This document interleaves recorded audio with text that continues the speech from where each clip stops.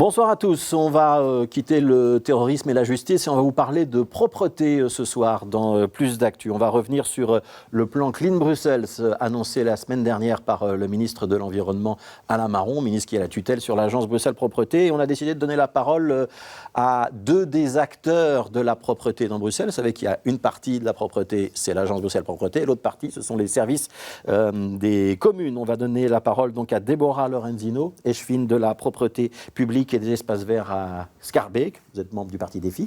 Bonsoir. Bonsoir. Et Alan Neuzy, échevin de la transition écologique et de l'entretien des espaces publics pour Anderlecht, membre d'Ecolo. Bonsoir. Bonsoir. Merci à tous les deux de participer à ce débat. Je vais peut-être commencer avec vous, Deborah Lorenzino. Quand on parle propreté à Bruxelles, c'est l'agence, c'est les communes.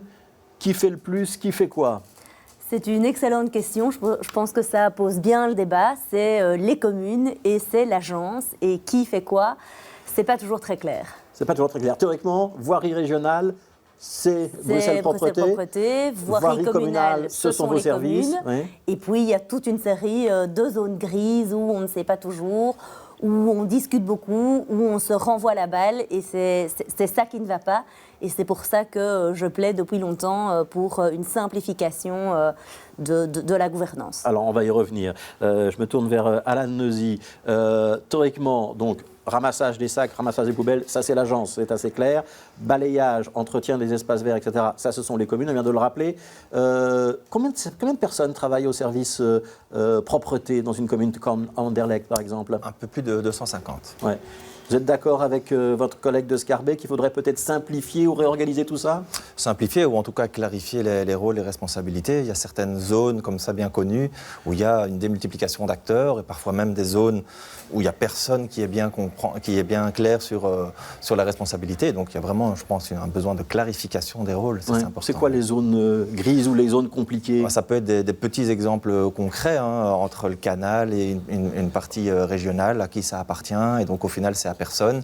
Et donc par défaut, ça tombe sur la commune. Mais je pense que vraiment, la volonté ici de Clean, du Clean Bruxelles, j'imagine qu'on va l'évoquer après, c'est de pouvoir justement mettre toutes les personnes autour de la table pour clarifier les responsabilités de chacun. Donc Clean Bruxelles, ça c'est le nom du programme lancé par Alain Marron. Vous dites qu'il faudrait simplifier. Ça veut dire quoi, Deborah Lorenzino ? On devrait dire, par exemple, le ramassage c'est la région, le balayage ce sont les communes ? Tout à fait. Oui, c'est ça votre idée ? Bien sûr, oui. Ça veut dire que ce serait du travail en plus pour les communes ?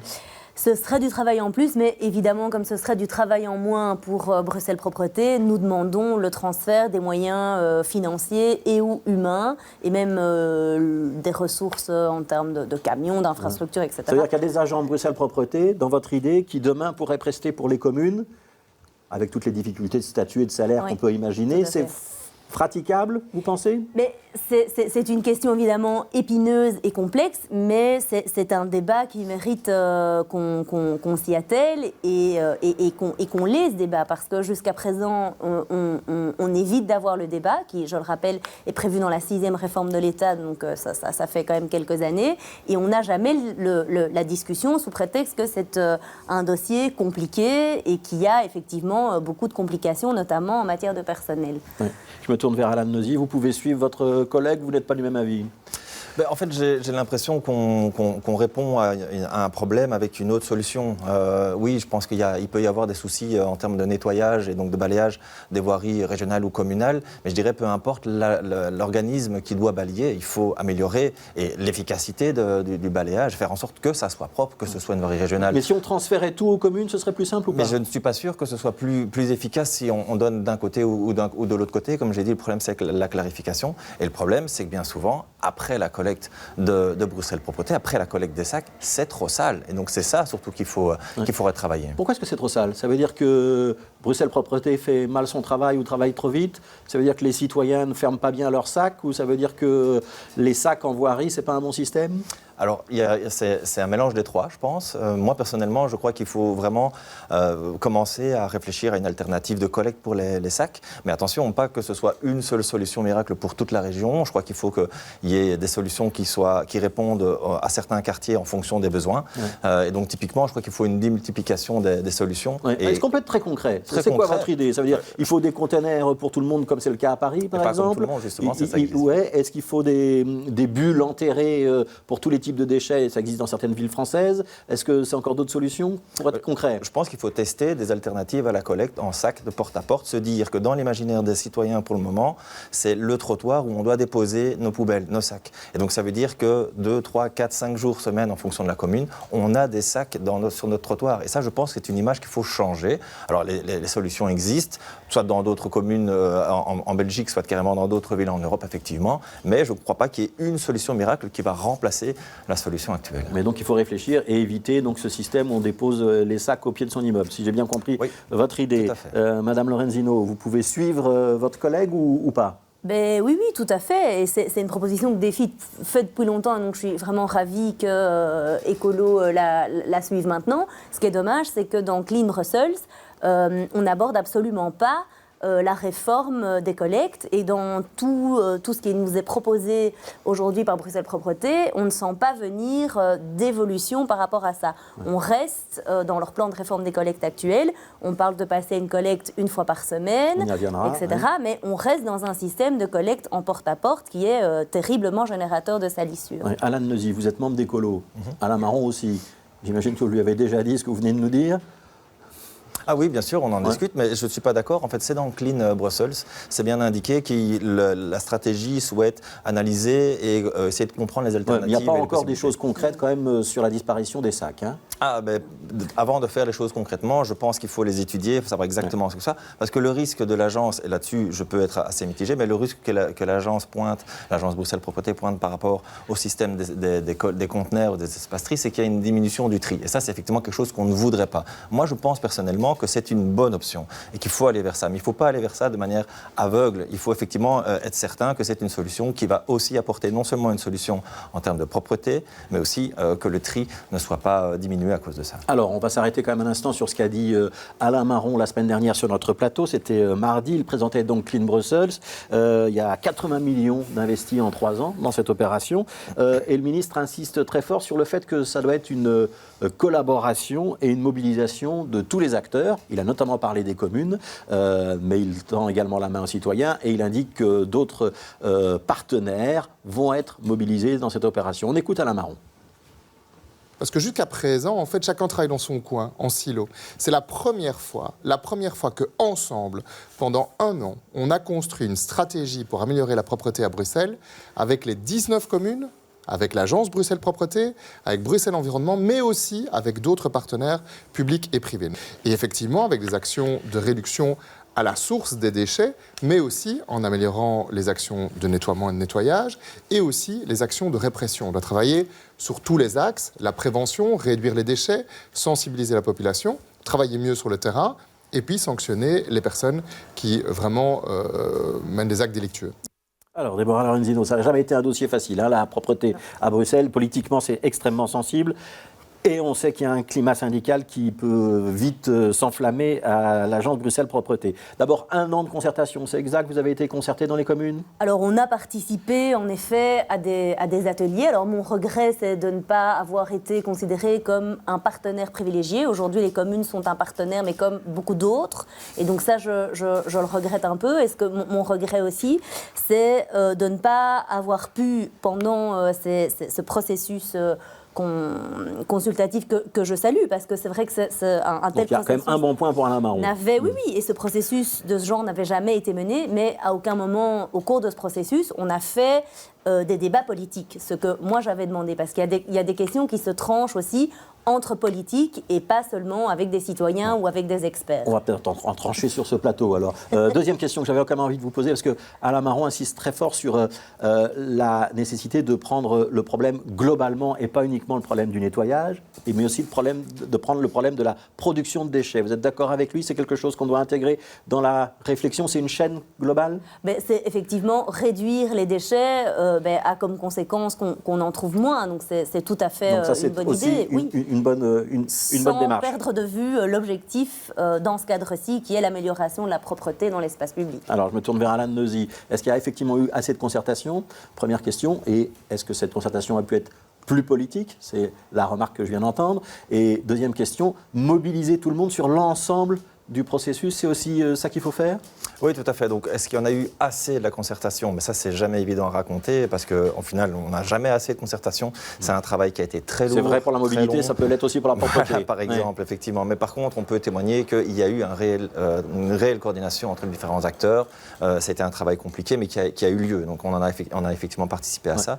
C'était un travail nécessaire parce que jamais auparavant, ça avait été réalisé de mettre autour de la même table les acteurs qui sont concernés par la propreté. Donc, ça, c'est quand même important. Dans les explications qu'a donné Alain Marron dans cet entretien et aussi dans la conférence de presse, il a parlé de mobilisation citoyenne. On a donné l'exemple en Wallonie des collectes de déchets qui sont organisées, par exemple, une fois par an. Vous y croyez à Bruxelles, ça peut s'organiser? Ou alors des habitants dans un quartier donné qui se mobilisent et qui mènent des opérations? Ça s'organise déjà, en fait. Hein, il y en a à Anderlecht? Oui, bien sûr. Et on les soutient et on cherche à les soutenir d'autant plus et à les encourager, même si on sait que ce n'est pas aux citoyens de nettoyer finalement et que ça devrait être à l'administration communale ou régionale de le faire. Ça n'empêche que ce sont des actions mais si on le fait une fois, on se sent un petit peu responsable de ce qui se passe après. Exactement. On pourrait imaginer qu'une fois par an, à Anderlecht, il y a une grande opération Anderlecht propre et on nettoie toute la commune avec tout le monde? Mais c'est plus ou moins ce qui est organisé au moment de la semaine de la réduction des déchets en fin septembre, si je me souviens bien. Donc ça existe presque chez vous. Oui. Même question pour Scarbeck. On pourrait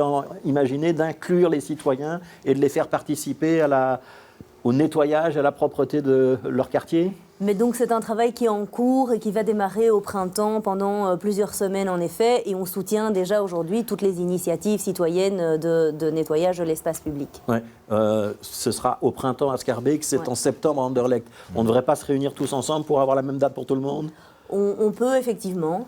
Ce serait peut-être plus facile pour la communication. Je vous propose un deuxième extrait de Alain Marron. Là, on va parler plus précisément des dépôts clandestins ou des décharges sauvages, donc les gens qui déposent un certain nombre de déchets en dehors des heures et des zones de collecte, et la possibilité dans les prochains mois de durcir ou en tout cas de faciliter la perception des sanctions. Quand on identifie maintenant des gens qui viennent même en camionnette déposer des vieux frigos ou que sais-je, n'importe où, si on a leur plaque, on arrive effectivement à les sanctionner, mais ça prend 1 an. On a approuvé là maintenant au Parlement une ordonnance pour que ce soit raccourci. On va pouvoir proposer une transaction immédiate à ces personnes. Soit ils payent tout de suite, soit on les poursuit. Évidemment, le procureur saura qu'ils ont refusé la transaction. Donc ça, c'est comme pour les amendes routières. Hein. C'est comme les amendes routières. Perception immédiate. Perception immédiate, et ce sera possible dès le printemps, le temps qu'on vote et qu'on approuve les différents arrêtés. Donc il y a aussi un arsenal répressif qui, malheureusement, est nécessaire. Alain Neusier, est-ce que les dépôts clandestins, c'est un gros problème à Anderlecht? Bien sûr. Ouais. Ça peut être une partie de la solution, ce qui vient d'être annoncé? Oui, c'est une partie de la solution, effectivement. Mais je pense que surtout, il faut lutter contre le sentiment d'impunité. Moi, ce qui est trop répandu, c'est que les gens ont l'impression qu'il n'y a pas de sanctions. Alors qu'il y en a tous les jours, on sanctionne, en tout cas à Anderlecht, ça c'est certain. Qui sanctionne? C'est la police qui fait le constat? C'est l'agent sanctionnateur? Comment ça marche? Alors, il y en a plusieurs qui peuvent sanctionner. Effectivement, il y a la police, ça arrive peut-être un peu moins souvent. Il y a Bruxelles Propreté aussi, mais il y a surtout chez nous, à l'administration communale d'Anderlecht, qui sanctionne beaucoup les comportements incivils de malpropreté. Ouais, il y a des problèmes dans certains quartiers de dépôts clandestins, Scarbeck aussi? Oui, bien sûr. Ouais. Et même réponse? Oui, même réponse, mais là, ce que je trouve dommage, c'est qu'encore une fois, les communes n'aient pas été concertées. Ce que propose le ministre est très bon, mais ça se fait déjà dans beaucoup de communes. Et... Est-ce que sur ça, on peut être clair, c'est la responsabilité de la commune de lutter contre les dépôts clandestins? C'est la responsabilité de la commune sur ses voiries communales. Et ça va être la responsabilité de la région sur les voiries régionales. Voilà, donc là, on retrouve le même dilemme que pour le balayage. Alors, je voudrais qu'on évoque un troisième thème de débat avant de se séparer. Ce sont les changements qui sont attendus dans les collectes de sacs poubelles à partir du 1er mai 2023. Donc c'est pour l'année prochaine, mais ce n'est pas dans très très très longtemps. Avec un sac orange qui va devenir obligatoire. Donc ça, ce sont tous les déchets qu'on peut composter ensuite, les restes de repas, etc. Et pour d'autres communes, mais aucune de vos 2 communes n'est concernée, le passage à une seule collecte hebdomadaire pour les sacs blancs. Alors d'abord, les sacs oranges, ça marche à Anderlecht? Les habitants sont conscients qu'ils doivent y passer. Est-ce que vous attendez beaucoup de ce tri-là ou pas?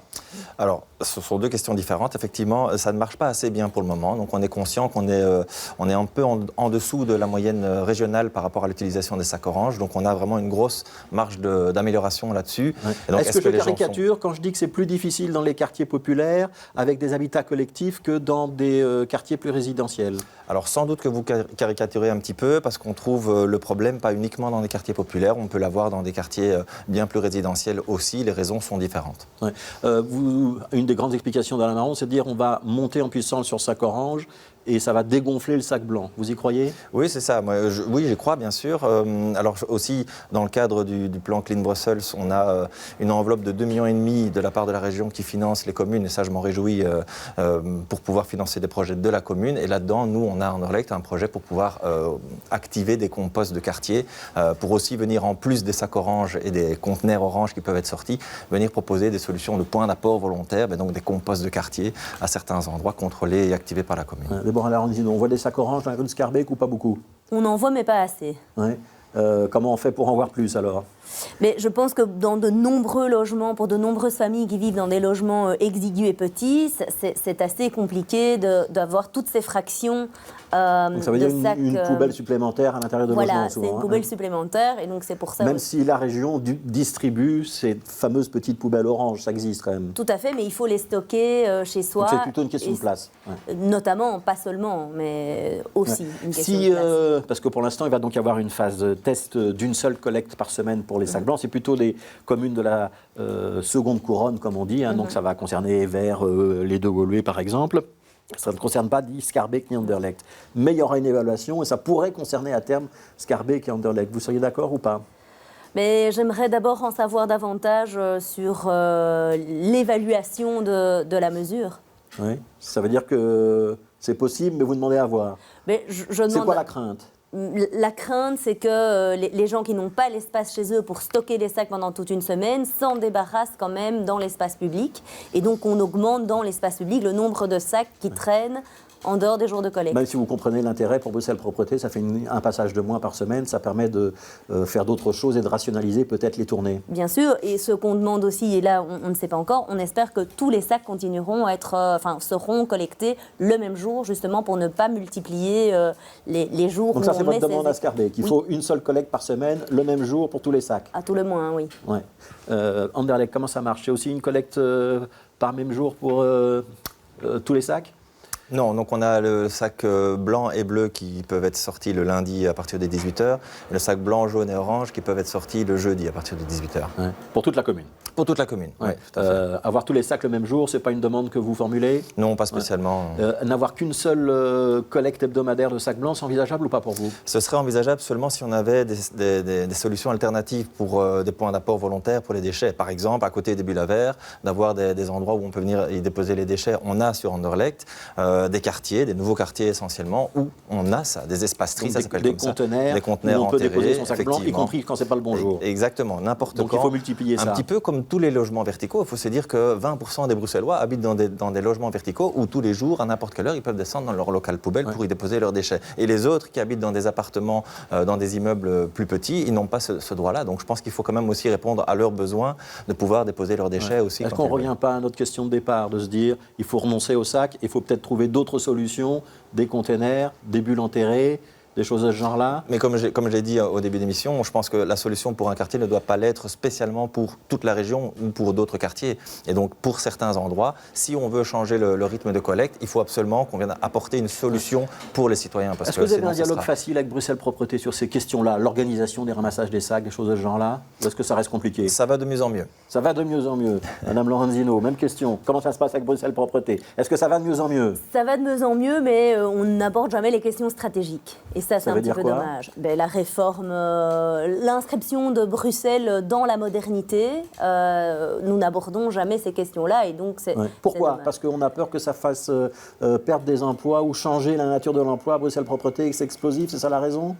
Notamment. Je fais un peu les questions, les réponses, mais je vous aide un peu. Tout à fait. Ouais, c'est un peu ça. C'est là une crainte qu'on peut comprendre, Alain Neuzy? Je ne pense pas que ce soit ça la base de la crainte. C'est quoi la base de la crainte?